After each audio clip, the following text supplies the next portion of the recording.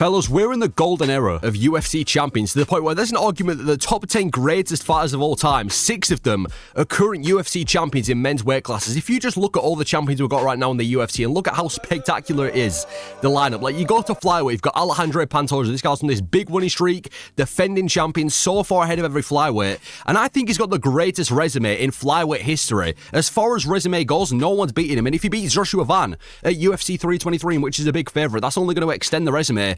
And I'd also go as far to say he's one more big win away from becoming the flyweight GOAT, arguably timed with Demetrius Johnson, if he does beat Joshua Van. And on top of that, he's fun as fuck. He's a great submission artist, definitely the best submission artist and one of the best grapplers in the UFC. Definitely the best submission artist at flyweight though. 2 submissions in a row, and even when he's not submitting, guys, he's had so many Fight of the Year contenders, the one with Moreno, the one with Steve Erceg. He goes out there and he tries bullying people on the feet, just goes out there as a scrap every single time. So he's got the legacy, he's dangerous, he's got a fun style, and he's active. Would I swap him for anybody else? No. Maybe Joshua Van, because I do like Joshua Van. He's very, very, very active, and he's also fun to watch. But I'm happy with Pantoja being the flyweight champion, and I think he's been one of the best flyweight champions we've ever had, and he's close to becoming the GOAT of that weight class. And then at bantamweight, you've got Merab, who is now the bantamweight GOAT. So you've got the greatest of all time still competing in that weight class. He's a freak fighter with one of the probably the greatest stamina we've ever had. He's got a fun personality, and he's also extremely active. I mean, yeah, Merab's a fucking machine. He lives up to his nickname. He is a machine. I mean, he started improving his striking. He's improving rapidly,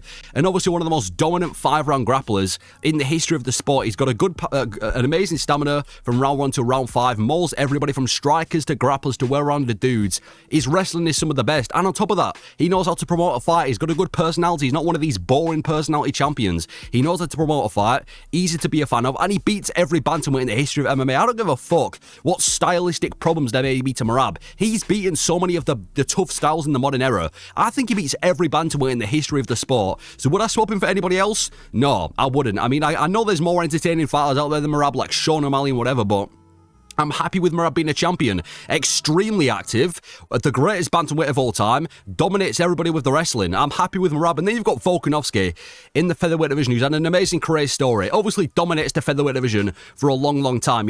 Absolutely so far ahead of the featherweight division in his prime. You saw how Max Holloway battered every other contender, and then what Volkanovski did to Max Holloway at UFC 273. So far ahead of all the featherweights. And then obviously gets knocked out by Ilia Topuria, and then gets knocked out by Makhachev, and people start thinking he's washed. It's over for his career, and then he comes back, takes on Diego Lopez, this powerful and dangerous ass dude, has a scrap with Diego Lopez, and wins the belt back. I think he's like in his late 30s anyway. So Volkanovski, he's got the legacy. Again, greatest featherweight of all time. He's the most likable guy in the UFC. You ain't gonna find a guy more likable than Volkanovski. He's got dominant striking. Would I swap it for anybody else? Fuck no, man. And featherweight's got some good fighters, some good names, some fun scrappers. I'm not swapping anyone for Volk. Again, the best featherweight champion they can have. And then you've got Ilia at 155, the lightweight champion. Now, obviously, undefeated, 17-0 on this big winning streak. He fought Alexander Volkanovski when Volk was undefeated at featherweight, knocks him out in the second round. He then takes on Max Holloway, who's never been knocked out in his entire career, the first guy to knock out Alexander Volkanovski in MMA. He then takes on the most dangerous contender at 155 and does the same thing, knocks out Charles Oliveira. This guy is speedrunning greatness in the UFC, and again, he's kind of like a villain. The way that he speaks with so much confidence and goes out there and does every single thing he says he's going to do. He kind of reminds me of a prime Conor McGregor in the sense that he's oozing with confidence, and he does exactly what he says he's going to do. So, Topuria, arguably the best fighter on the planet over there with Islam Makhachev. He's a KO artist, he just slumps everybody. He's an absolute superstar. Would I swap him with anyone else? No. The only critique you can give to Ilia is the fact that he's not that active, because he only fights on average, well, he fought once this year. Sometimes it'll be twice. So I would say I'd like him to become a little bit more active, but I wouldn't swap him for anyone else. He's one of the best champions we've had in modern history. And then Makhachev at 170, I mean, arguably the GOAT. I mean, if you've got the greatest of all time still fighting in the UFC as a champion, obviously that's going to go towards it as well. He's pound for pound number 1, the best fighter currently in MMA. I mean, he's on one of the he's on the biggest win streak right now, about to become one of the biggest win streaks we've ever seen in the sport if he gets one more win. And he's got a goated resume, beating JDM at 170, the featherweight champion Volkanovski twice, other names at 155 like Arman, Hooker, of Poirier and Oliveira. He's got one of the best resumes as well. He fought Jack, ended the winning streak of Jack. He fought Volkanovski, ended the winning streak of Volkanovski. He fought Oliveira, ended the winning streak of Oliveira. The guy kills people's winning streaks, and like I said, the most dangerous guy in the UFC. He's got amazing submission ability, amazing grappling. His stand-up is improved as well. He is the closest thing you can get to a pretty much, and I'm not saying he is, but he's the closest thing you can get to like a perfect fighter. Like, you can't really improve him in too many areas. He's the best wrestler in the sport, or at least one of them. He's the most threatening submission artist in the sport. He's got the stand-up to back it up. He's got the durability. He's got the fucking stamina too. So for a guy that's pound for pound best and an all-time GOAT, the most dominant force in MMA, and an absolute superstar, would I swap him for anybody else? I mean, listen, I'm not going to deny Protes or Morales becoming a champion. I think there are guys who could becoming a champion at 170 who I wouldn't mind beating Makhachev, but I'm not really bothered. If Makhachev stays the champion at 170, I'm calm. He's the best fighter ever. If he loses to someone like Protes or Morales, I'm not bothered either, because I think those would also be cool champions. So I'm not too bothered about Makhachev being the champion, but he is definitely the best in the sport. And then we've got Chimaev in the middleweight division, who is the most dominant wrestler in MMA history. It's between him and Khabib in my opinion, but I'm going to go with Chimaev right now, at least in the current era of the UFC, to be the most dominant wrestler, where no one's surviving the wrestling of Chimaev. You know exactly what he's going to do. He's going to shoot a takedown in the first 15 seconds and do that continuously until he gets a finish or goes to a decision, and nobody can stop it. He out-wrestles wrestlers, he out-wrestles strikers, he out-wrestles well-rounded dudes. He absolutely fucking mauls people, and if his stamina can improve, which it seemed to have in the DDP fight, no one's stopping Chimaev, man. And people can call it boring. Fair enough, the fight with DDP might have been boring, I'll give you that. It wasn't a really entertaining title fight, a lot of nothing for 25 minutes, but he's still got a very high finishing rate, and I mean, he's still got the finish over Robert Whittaker. You know, he still had a high finishing rate in the UFC. He's only gone to a decision twice in his entire UFC career. Apart from that, he's been choking out people senseless. So,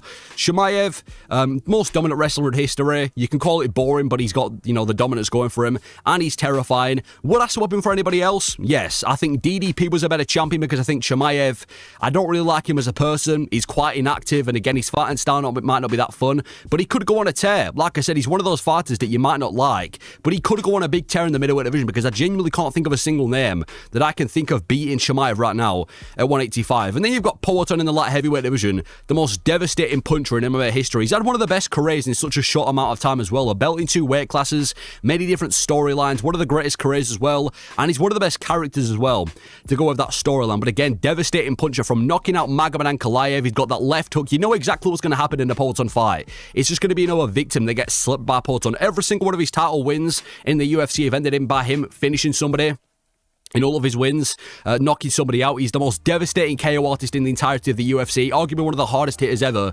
So for a KO machine, an active fighter, likeable and rallyable character, it's easy to be a fan of Poatan, and he's a superstar. Would I swap him for anybody else? Again, no. I mean, obviously, I'm a big fan of Yuri, but I ain't swapping no one to be a champion at light heavyweight over Poatan. And then we've got Tom Aspinall in the heavyweight division, the most skilled heavyweight I've ever seen, and I've said it before and I'll say it again, even before he was a champion. I think he's the most skilled heavyweight we've ever seen, purely from a skills perspective. He's had a decent UFC run so far. Only one of his fights have gone to the second round, where he ended up finishing him in the second round. And yeah, Aspinall is just on a different level, man. Super quick, rapid on the feet, almost too rapid for his own good. KO ability as well. Shortest average fight time in the UFC. The best striker in the division. On the top of that, has a great ground game. BJJ black belt. Started from a jiu-jitsu background. Never really struggled with grappling in the UFC as well. So for Tom Aspinall, the most skilled heavyweight ever. Will fight anybody as well. Finishes everybody fast. Would I swap him for anybody else in the heavyweight division? No. Aspinall owns this modern era of the heavyweight division. So you look at some of the names as well we've got right now. I mean, you've got Pantoja, Merab, Volkanovski, and Makhachev. Half of the current champions are divisional GOATs. You know, Makhachev being the GOAT at lightweight. I know he's at 170 now, but the lightweight GOAT. Volkanovski being the featherweight GOAT. Merab being the bantamweight GOAT, and Pantoja nearly being the flyweight GOAT. The fact that half of the champions are divisional GOATs is crazy. On top of that as well, 6 out of 8 of them are in the top 10. I'd say everybody on this list in Volk, Makhachev, Poatan, Ilya, Merab, and Pantoja have an argument to be in the top 10 greatest of all time list. The fact that 6 of the current 8 champions are in the top 10 GOAT list is crazy. And 3 of them have been 2 divisional champions as well. It used to be rare to see a champion, to see a fighter that could win a belt in 2 different weight classes. 3 of our current champions have got that status already, with Poatan being a champion at middleweight and light heavyweight. Obviously, Makhachev lightweight and welterweight, and Topuria at featherweight and lightweight. Could even be welterweight if he beats Makhachev. And you just go back to the title picture a few years ago, man.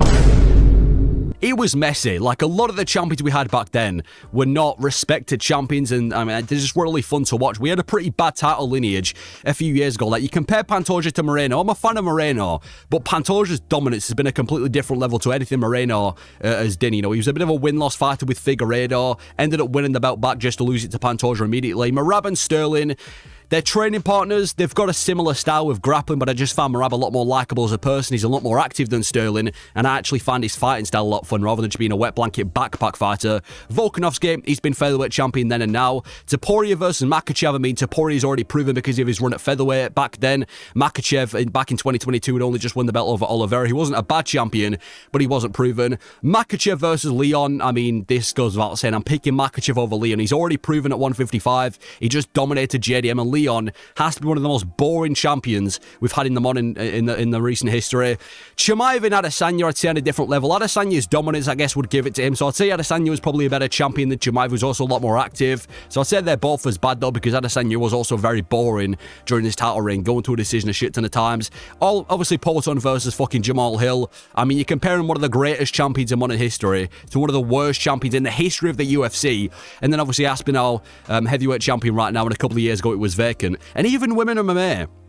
We've just had Shevchenko versus Zhang Weili, which might not have been the most entertaining fight, but it's a champion versus champion super fight. And we're about to have Harrison versus Nunes as well, which is probably going to be next, which is probably one of the biggest fights in women MMA's history, not including Ronda Rousey. So women MMA right now is popping off, and people always bring up this image of all the the goats on stage and say this was the best UFC champion era.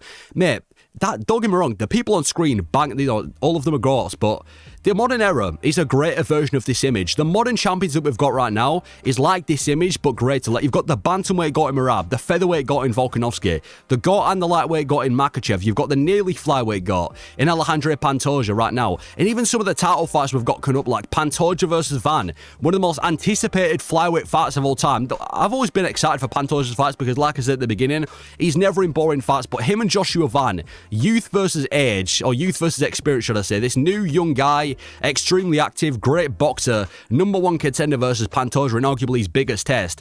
That's such an anticipated flyweight fight. I can't remember the last time I was that excited for a Pantoja fight. And again, I think in the history of the flyweight division, this has to be one of the most exciting fights we've had coming up. You've then got Merab versus Yan 2, another intriguing rematch, because even though Merab dominated him the first time, and I probably think he's going to do it again, Yan's on a 3-fight winning streak. He's always been stylistically a tricky fight for Merab because of how well-rounded he is. So that, again, another intriguing rematch at 323.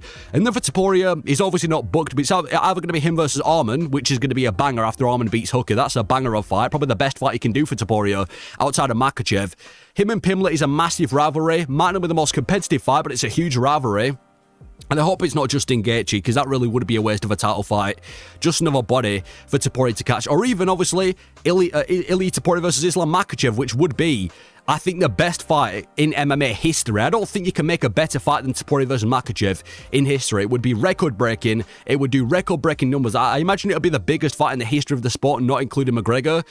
Super fight, record-breaking fight if that does go down. And then for Islam Makhachev at 170, I mean, whether it's him versus Ian Gary, Shavkat, Protes, or Morales, all of them are exciting. Welterweight's in the best spot it's ever been in. And I think whoever the top contender is to face Makhachev next, they're all exciting for their personal reasons. Not Usman, though. Usman can fuck off away from the title picture.